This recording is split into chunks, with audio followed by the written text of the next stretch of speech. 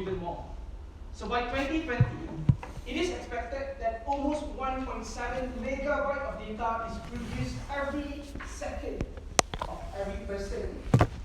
And the government strongly believes that the right to access public data is an inherent right of every citizen in the country. Thus, this House believes that open data government can boost the economy of a country. So, Assalamu alaikum and a very good evening. As today's Prime Minister, there are two things that I need to do. The first one, I'll define today's motion, and the second one, I'll give my main argument under the keyword of major source for growth. And my Deputy Prime Minister today, he will give his two main arguments, and Shreya, as the third speaker, he will rebut all opposition's argument. So let's start with today's definition. In today's definition, we as a government, we believe that there are two important phrases that needs to be defined. The first one is open data government, and the second one is to boost the economy of a country. So let's start with the first phrase, open data government. So what is open data government? Open data is data anyone can use and share. It has an open license and openly accessible, both human readable and machine readable. Open data should also be relatively easy and must be free of charge. So, for example, you or me, as a taxpayer, we have already paid for the collection for the data. So we shouldn't pay for any additional fees to open it. So open data does not mean that when a government, open data does not mean that a government or a government agencies need to disclose all of the data to the public. So, but rather, open data means that whatever data is released is done so in a specific way to allow public to access it without having to pay fees or be unfairly restricted in its use. So let's move on to the second phrase of today's motion, boost the economy of a country.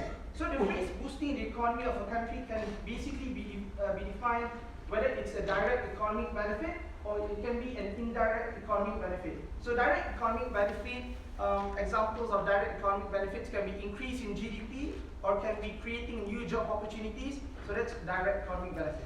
And also indirect economic benefits is decrease in energy usage or probably time saved to accomplish everyday tasks. So that's the definition for today's motion. Let's move on to my first argument, major source for growth. Sorry, sir.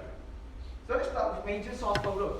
So as we all know, that there are two important bodies that are responsible for implementing open data program, which is the first one is the government and the second one is government agencies.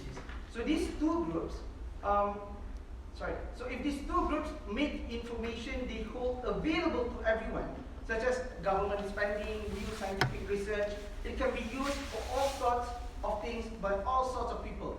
So like people, companies and organizations can use the data that is accessible to the public to promote innovation, especially the business, launch new venture and other stuff. So let's talk about how open data can help businesses innovate more. So what is innovation? So innovation is basically a business develop new products or either by creating it from scratch or alter an existing product. That's, sorry sir.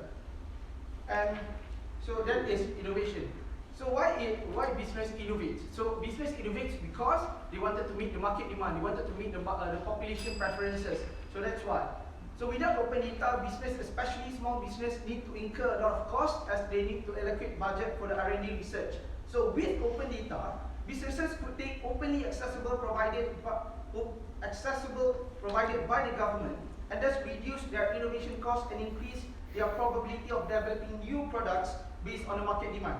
So example, as a matter of fact, Massachusetts Bay Transit Authority, MBTA, they open up their transit data to software developers. So within 2 months, 6 new trip planning applications for bus and train riders have been built at no cost to the MBTA. So that's the power of open data. It was data produced by the government which was released to the public in an open format for free under a license that allowed for use and redistribution. So as a conclusion for my today's speech, I believe that open data helps in major source for growth, especially especially for a country. Thank you.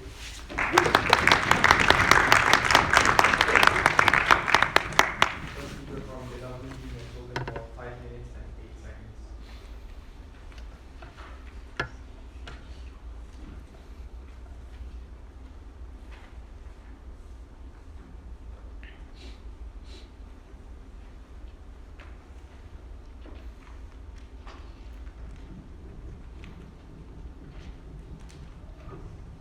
Thank you, Prime Minister, for your remarks.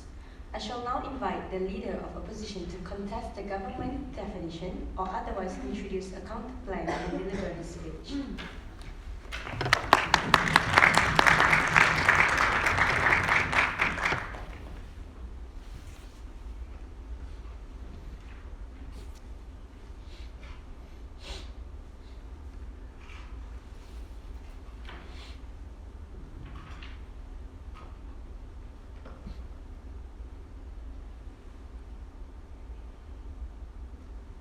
Ladies and gentlemen, even though the arguments are quite compelling, given that they've given all the benefits that you can have if you make an open data government, we believe that there are more technical issues and also more detrimental harm that it could be to an economy, given that open data government is not just as surface as you can see from the side speech.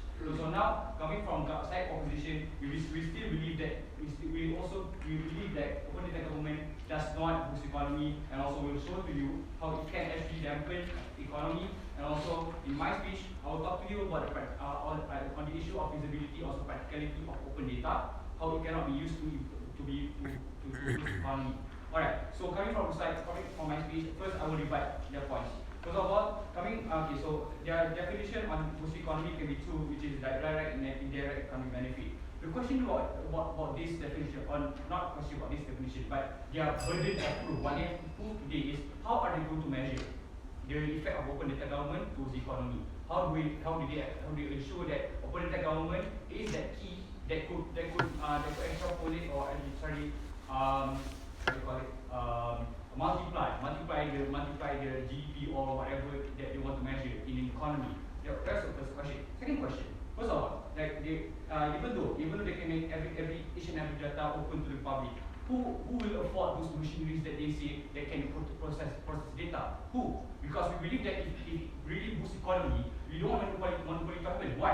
Why monopoly to happen? Because those big companies are the only company that could manage to process that big data, that gigabytes or trillion gigabytes of data. We believe that in order for you to fully maximize the opportunity of open data and make new stuff, we believe that you have to process the trillions of bytes of data, and we believe that only large companies can afford that much, can be efficient to that point. Sit down. Oh, sorry, sit down. So we still believe that not everyone can process numbers. Like imagine stock markets at 0.37 something like thousands of decimal points. I'm sure that individuals right here can't really even read what does it mean.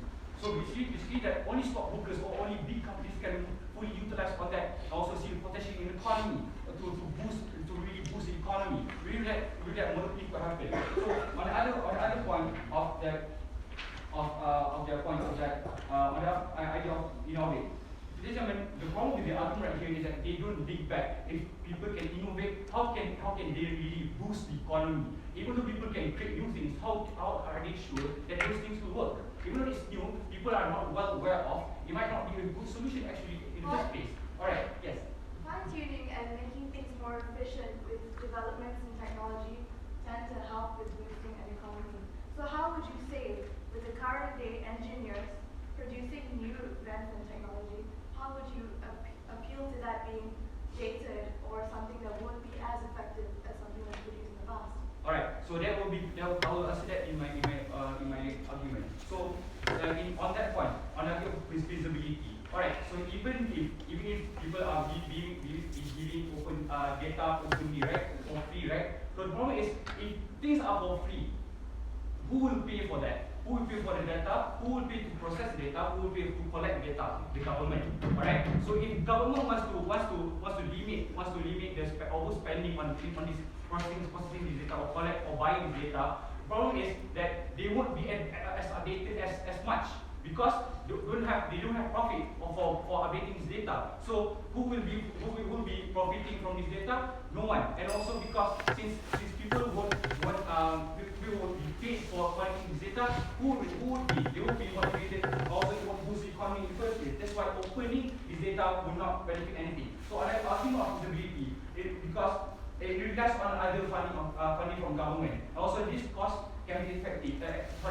This cost can be expensive. Why? I've shown to you because to collect data, you have to pay people who collect data. You have to pay for the machinery. You have to pay to process the raw data, or even if it's raw data, you have to process. Even if the government has provided you with sufficient interpreted data, it could be biased. It could be only for certain companies or certain industries, not open for all. And also, on the idea of technical reliance, like you have to pay more, and also like those big companies are the only affordable stakeholders here who can afford to pay those machineries, who can afford to pay those expertise, who can afford to pay those who have high qualifications, who can make sure this open data government can really boost the economy. Alright, so coming from my side, I've questioned a lot of things, and they really have to prove on the burden of proof that they have to show to us how open data government can be really feasible, can be really hooked up, and can really be used by everyone in the economy, so that it can boost and minimize monopoly. Thank you.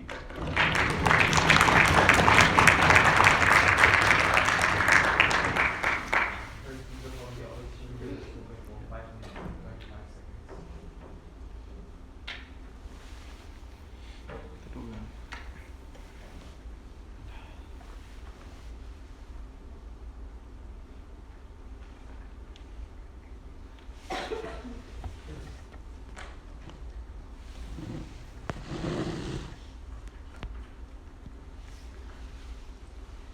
Thank you, Leader of Opposition, for your speech.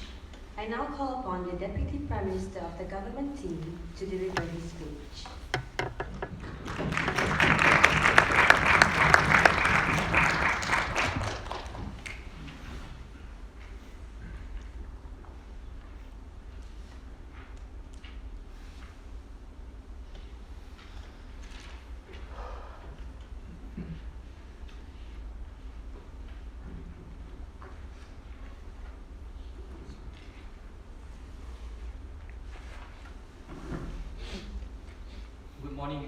Good evening everyone.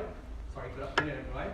We from the government strongly believe that open data government will help in boosting the economy of the country.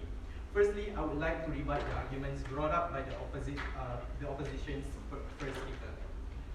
Ladies and gentlemen, the opposition whole argument focus on the problems of the implementation of open data and not the very concept of open data per se. The problems that the opposition has highlighted can be curbed by drafting laws and policies to make sure that we can get the optimum benefit of open data and reduce its adverse effects to the minimum. And since we, the government, are advocating for this very concept, we are going to make sure that we implement it properly. The opposition side has brought up many technical issues about only big companies being able to access the data, and the common people will not be able to access the data due to its large nature. My answer for that is just 2 words: Moore's law. Moore's law is the observation that the overall processing power of for computers will double every 2 years, and this is the answer to the problem of computers or the access not being given to the common people. In the future, computers will have more and more power, so it won't be a problem for anyone to access the data.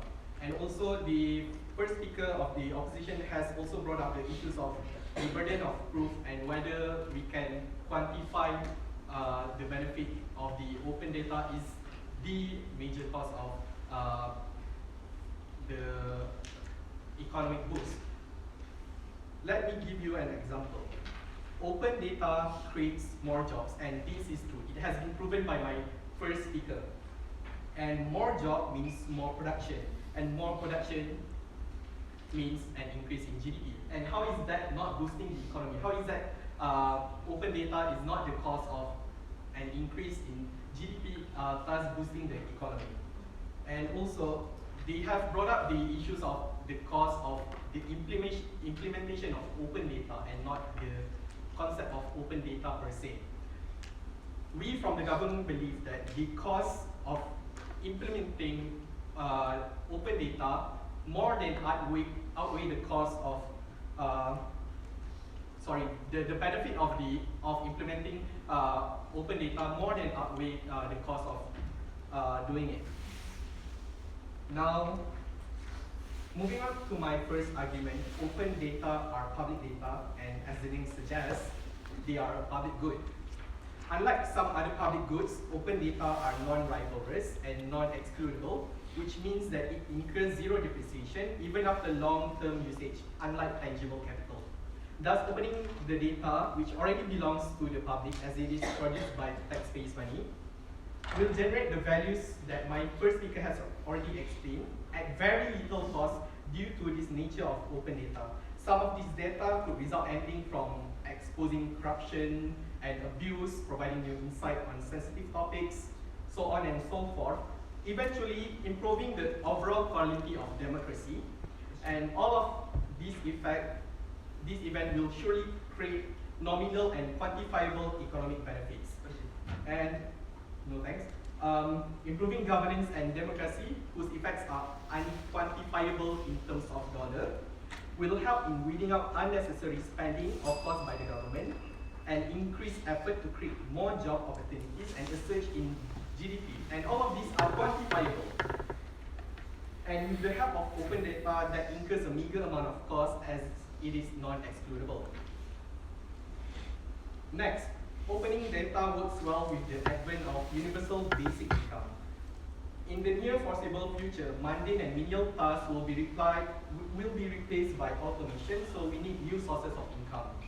And universal basic income could be complemented by opening data. So it is important for every country to know what they are good and what they are good at and what they should focus on, because as already been argued by my first speaker, opening data improve resource allocations and competitive advantage. That way, they could prioritize their limited resources and industries that can and can't be replaced easily. By knowing what their competitive advantages are, countries could turn this gold rush into a sustainable industry development goals for the well-being of citizens. Here are two major reasons for universal basic income: to maintain social stability and make sure people can maintain a decent standard of living, which will in turn ensure the consumers have money to spend, and this boosts the economy. Thus, since opening data works in tandem with the emergency of universal basic income, opening data can also help in improving the economy of a country. With that, I stand to propose.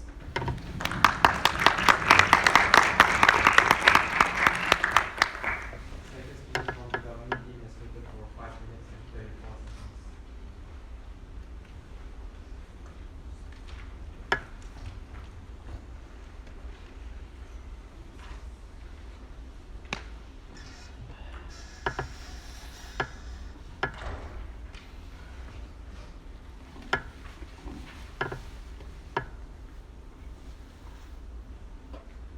Thank you, Deputy Prime Minister, for your remarks. Now we will have the Deputy Leader of Opposition to deliver her speech.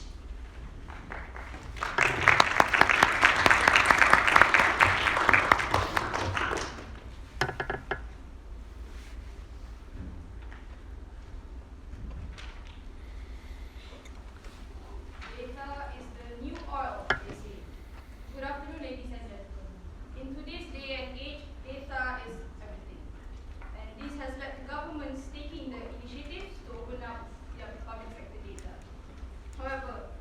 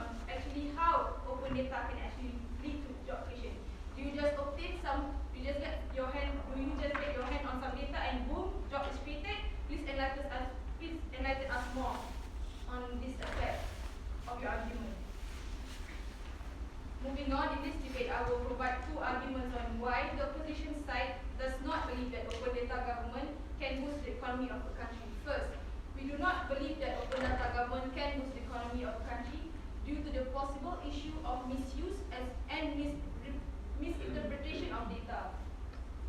We don't deny that open data has many advantages, but it also can have negative consequences if the intentions of competencies of those reanalyzing or reusing these data are not the right ones. In fact, without the data expertise and literacy needed to use open data, blind interpretation of data may actually bring more harm than good. Issues such as language barriers and lack of data expertise may actually lead to misinterpretation of data. Sit down, please. And misinterpretation of data may also be due to may also cause selection bias, whereby you are just selecting the data that prove your points. I would also like to draw the attention of the House that misuse of data released by open data government practices may be actually causing privacy concerns. Although it may be the government's intention that there are no personal data that is released as part of open data government practices, it is questionable whether this can be achieved. Point. Partly due to the jigsaw effect, whereby due to data which has been made open by the government, they will be able to be re-identified back to individuals, and this is an alarming privacy concern that we think the government side should address. Data is all very well, but the ability to extract meaningful data from it requires considerable skill. Without it, there is a real danger of incorrect conclusions may be drawn. Issues of misuse and misinterpretation of data may actually hinder open data government from actually boosting the economy of the country. Another argument on why we do not believe that open data government can boost the economy of the country is due to the issues of accessibility and universal participation. In terms of universal participation, simply declaring that data is open does not in itself make any practical use to the public. When released in its raw form, data is not open to the public in any meaningful sense. It is only open to a small elite of technical specialists who know how to interpret and use it, as well as those that can actually afford to use it. And actually providing open data uncritically in this way is only likely to further advantage the already privileged groups. We already have the currently existing digital and economic divide. Are we trying to create another new data divide? In terms of accessibility, we believe that many governments still cannot yet provide real-time data that companies actually need to make critical business decisions. And when data is available, again, businesses, startups, and SMEs still lack the technical resources to actually utilize these open data. Thus, we believe that issues of accessibility and universal participation must first be addressed if open data were to boost the economy. And to conclude, due to the possible issues of misinterpretation of data, misuse of data, issues of accessibility and universal interpretation, we do not believe that open data government can boost the economy. And with that, I am proud to propose.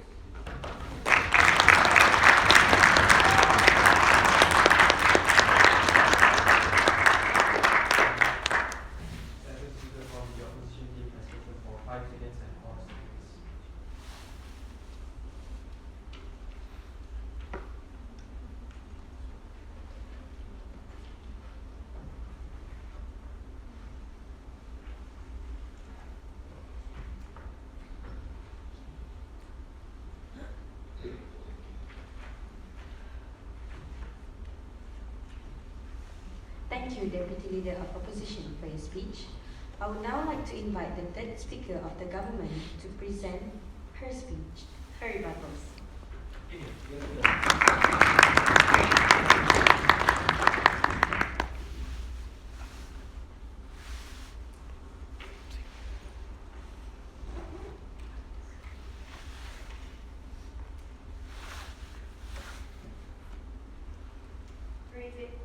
So, the government still stands firmly with the notion that opening data will provide avenues for increasing and boosting the country's economic growth. So, as for the rebuttal, firstly being the social and economic divide currently present in modern day society. The government agrees that yes, there is a divide, but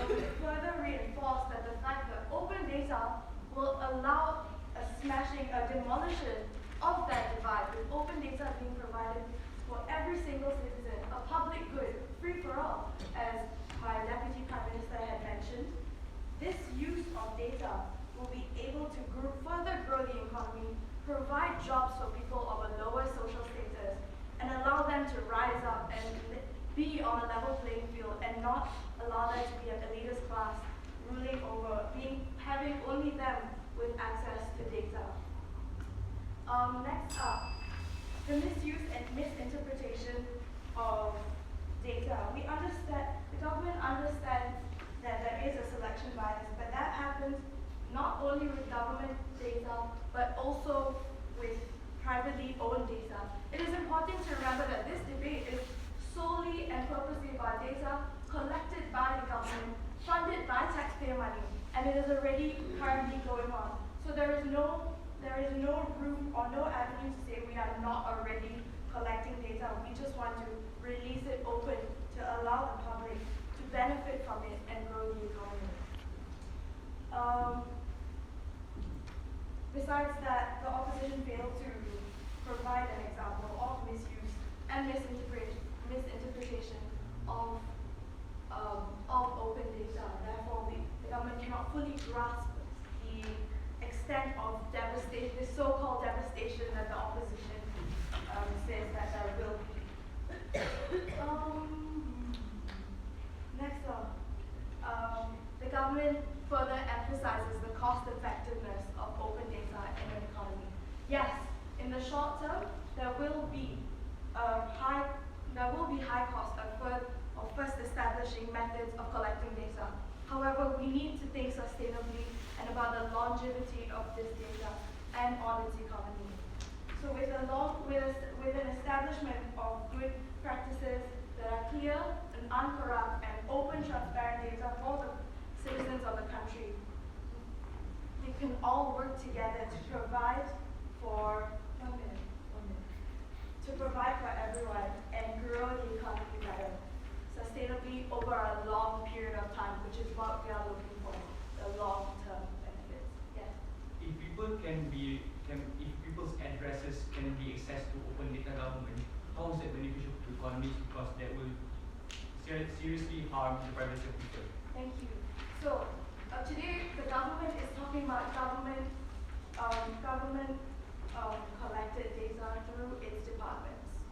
So we're not talking about citizens' personal data, but rather the data that the government can provide for the economic side of the country. It's not just about the privacy. Privacy laws are already established. There's no way I'm going to get your address tomorrow with an open data. Thank you for your POI. Any further POI? Thank you.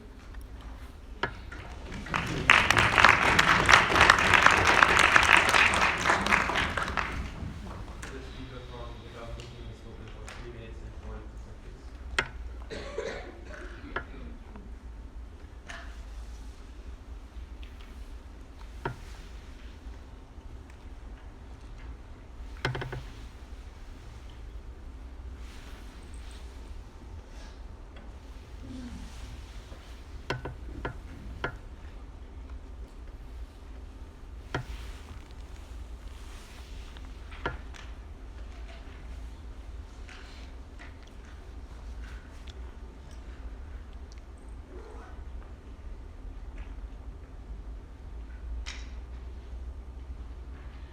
Thank you, third Speaker of Government, for your rebuttals.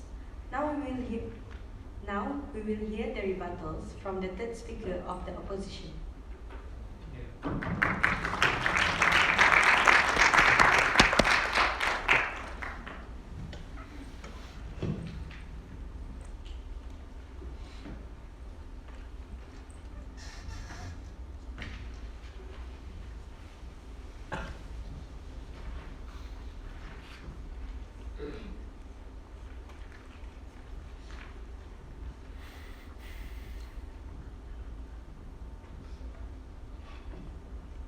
Test.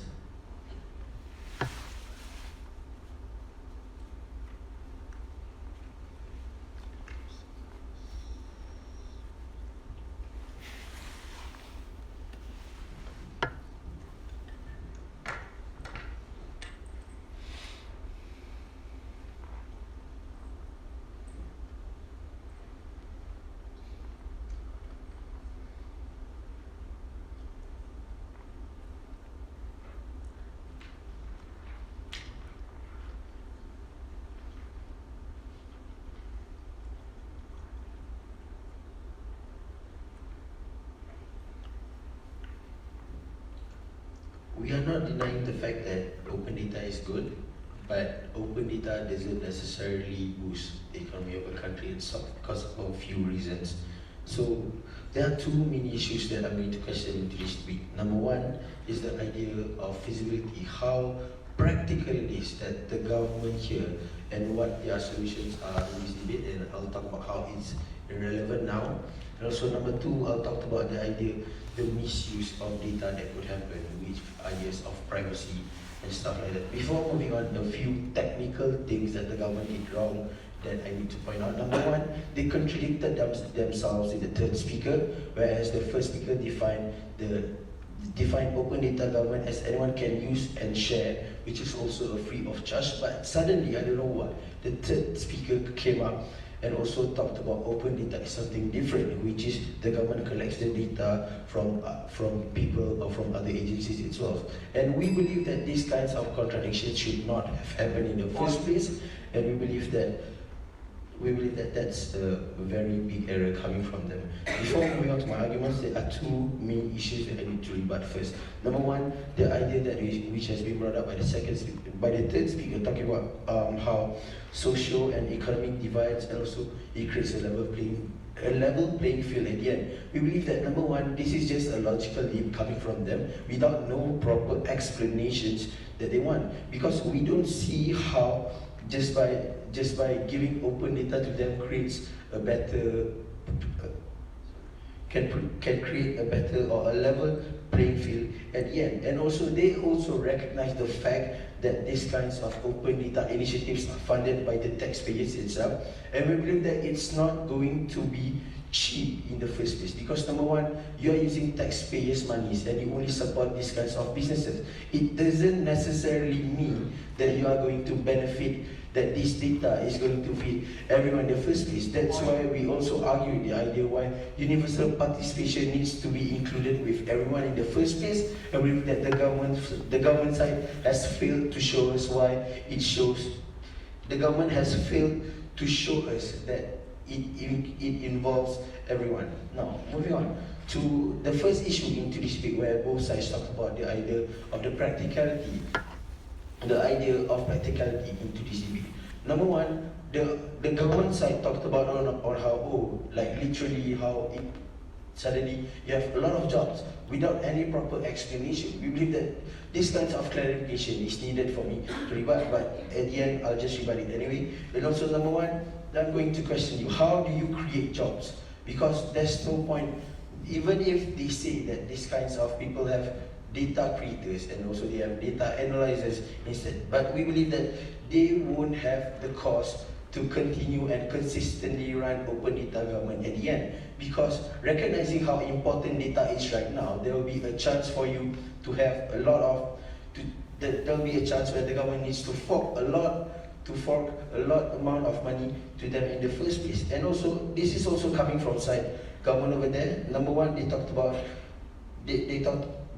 how job creation leads to the idea of a universal basic income. Suddenly, they talked about how the idea of open data government and also the data of the amount of people spend when they shop.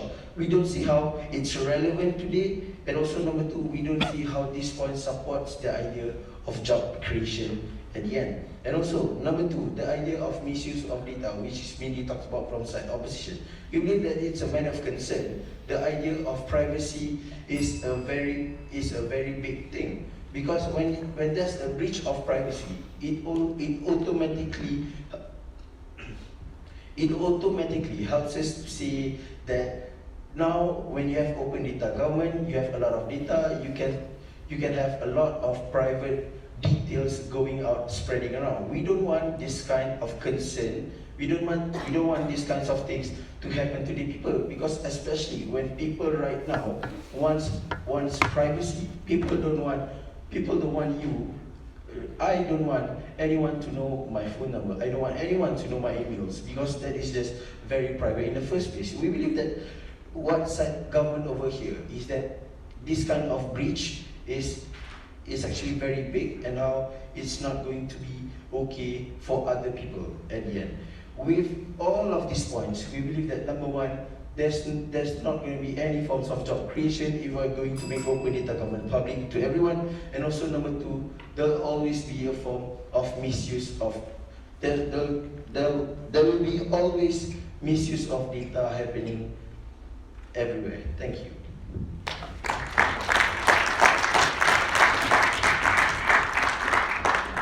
The third speaker from the opposition team has spoken for 5 minutes and 30 seconds.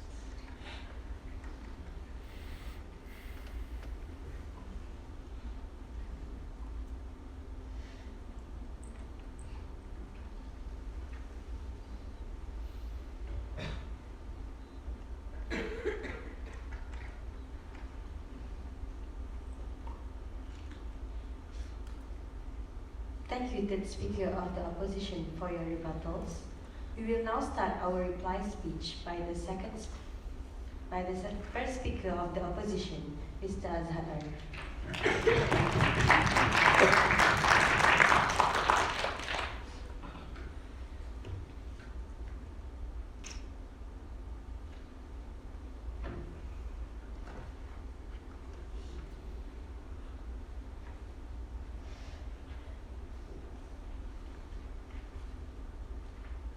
Ladies and gentlemen, today's debate is quite engaging, but I'll show to you in my reply speech what I've said in this debate will cause for the opposition side to win.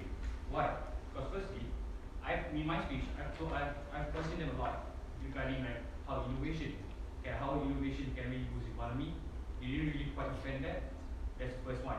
Secondly, I've questioned again how do they are going to measure the effect of open data government straight to boost economy. They have a really big logical leap they want to put in this debate. They want to assume that if you have open data government, people are already going to have technical experts, whereas it requires a lot of cost and also incentives by the government to induce that career, to push people to go to the side of open data, and how they haven't provided enough explanation on that. So and also on the idea of privacy, they haven't really managed to really engage with that, because the only thing that comes from them on issue of privacy, on issue of uncertainty coming from our arguments, is that they only say that people can create more policies, those kind of things. But the idea is that the first speaker of government has already defined that open data government, it also means that people are able to share this kind of data. There's also a potential threat to privacy, because everyone can access, everyone can share those personal details. Because if you open data.government.nz right now, you can access to multiple mobile phone numbers. And also that's a really big issue right now, because people can access all these personal details, and that has been already said by my third speaker, and that is a really big issue that they haven't managed to counter. So also on other technical issues, that they have a big contradiction coming from the first speaker. Why? Between first speaker and third speaker, because the first speaker tried to say that in open data government, people are able to publish, also share this data that they have, and also people can access it. But on third speaker, they tried to say that government will be the ones collecting this data. People are not the ones who's going to share this data. That's the issue that our third speaker has pointed, and also you can see how the big contradiction already make the government's case fall. Also, on our case, we've shown to you how open data government, we've questioned them, how it's not the key factor that can boost an economy. How we've shown to you that other than feasibility, it's also backlashes on the privacy of people, and how it's conceptually wrong to say that open data government can boost economy. With that, thank you.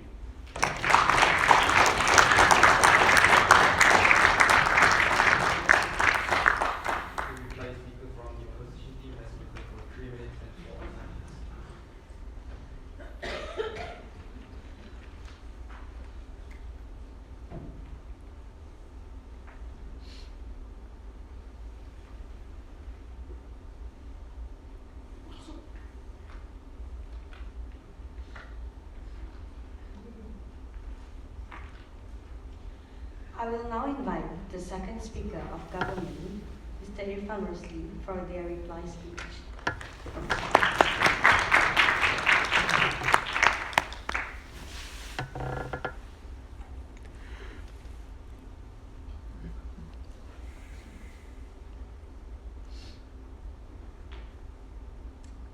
Members of the House, hello again. There are a few points of contention that I'm going to address. Firstly, privacy concern. The biggest threat to public well-being is the risk that private personal data can be collected and used as big data in ways the subjects of the data, namely all of us, may not want or approve of. But paradoxically, in a specific and controlled way, opening up this sensitive data may actually make it more secure. The problem now is not only that government agencies and some businesses are collecting personal data of all of us. It's also that we as individuals don't know what's being collected and don't have access to. And second points of contention: the feasibility of opening data. We have answered that point of contention with the advancement of technology. Namely Moore's law, and opening data will be feasible because opening data is about the publishing of data. Even if you don't publish it, there is still cost to it because the government still collects the data regardless.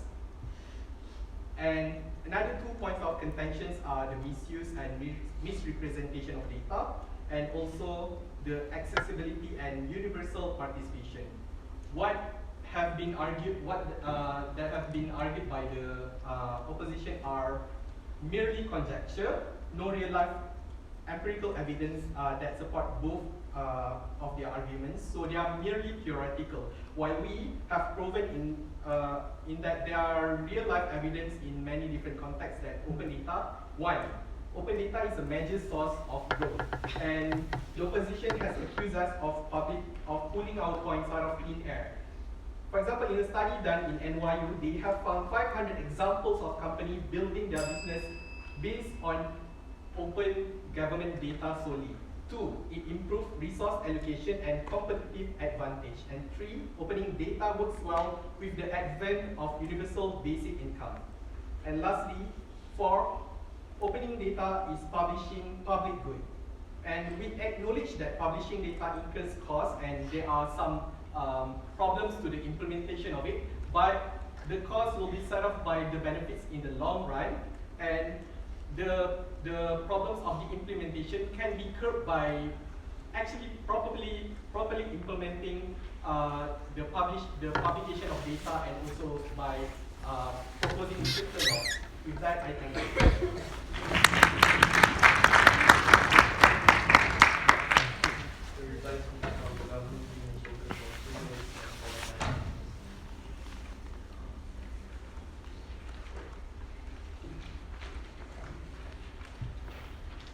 Thank you, Mr. Irfan Rosli, for your reply speech.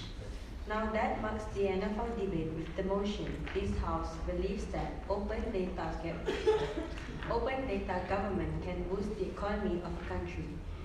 Congratulations, everyone, on a very insightful intellectual discussion.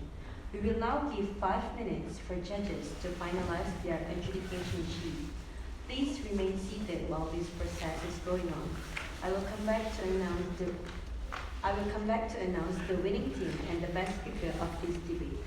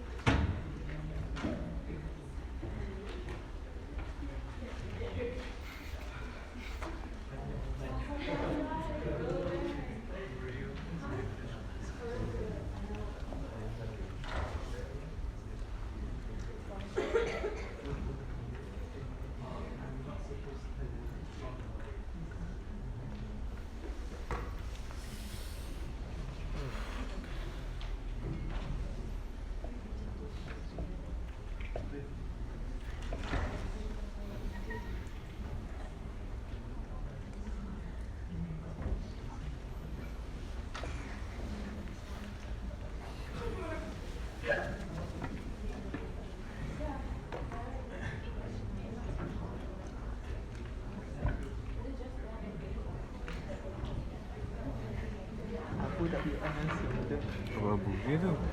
Apa cakap duduk. Aku tunggu kat dia. Set semangat dia cakap. Dah habis? Ha? Ada lagi. Tengah tunggu result. Oh, result?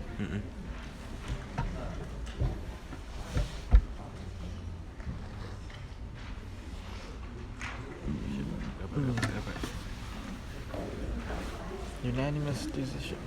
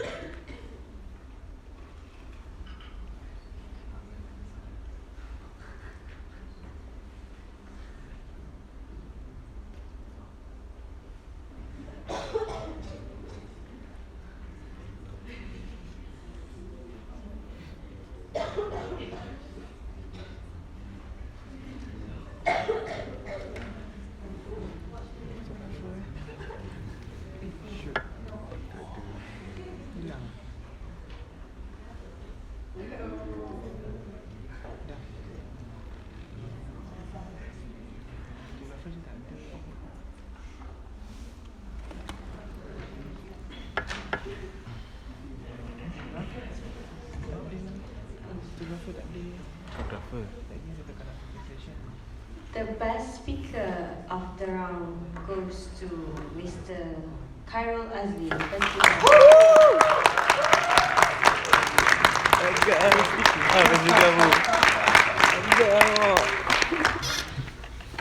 With the margin of 2-1, the motion today goes to the opposition.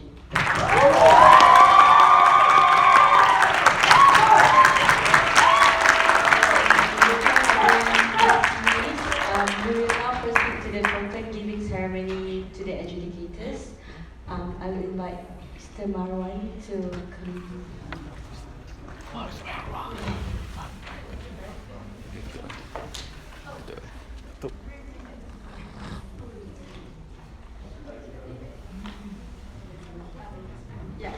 Tutup. Dah.